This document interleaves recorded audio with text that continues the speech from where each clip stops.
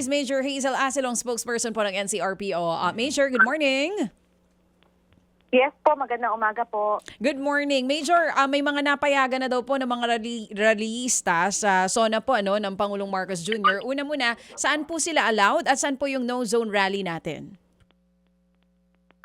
Bali po yung ating tatlong grupo, meron po yung isa po, yung ating Better Brighter Movement, ay inalaw po sila sa may Commonwealth Avenue sa harap po ng Commission on Audit.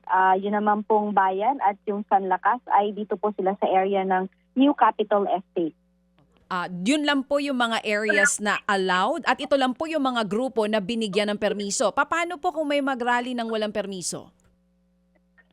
Magdidepende po yan sa sa pag-uusap po nila ng ating ground commander and negotiating team, dahil hindi naman po dahil walang permit ay hindi po sila pinapayagan, pero magdidepende po yan sa magiging usapan kung ano po ang kanilang magiging focus ng kanilang mga rally or yung magiging ganap po nila. Hindi po sila pwedeng i-allow syempre na maglagay po ng kanilang mag-set up ng kanilang mga stage or kung ano pa man, mabilisan po yung magiging rally kung sakali man po. Opo. Yun ho bang INC, meron din pong application for rally?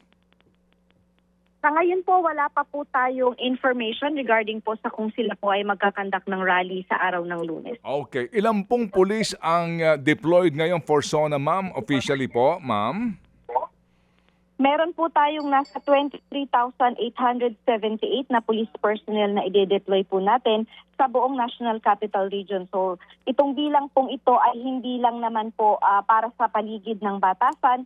Kasama na po dito yung usual po natin magiging deployment para sa araw na yan. Meron ho bang gun ban, ma'am?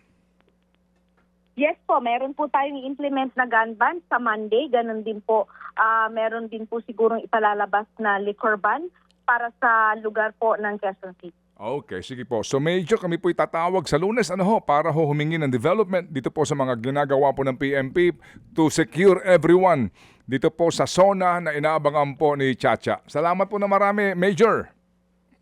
Maraming salamat din po. Thank you. Yun, Ikaw talaga. si Police Major Hazel Asilo. Mga kapatid, patuloy po kayong tumutok sa 105.9 True FM para sa totoong balita, impormasyon, music and entertainment. Mag-subscribe sa aming YouTube channel at podcast at sundan nyo kami sa Facebook, Instagram, X at TikTok sa True Network PH.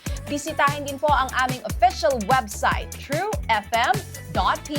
At panoorin din kami sa True TV Signal, Channel 19. Kami po ang 105.9 True FM. Laging true sa'yo, kapatid.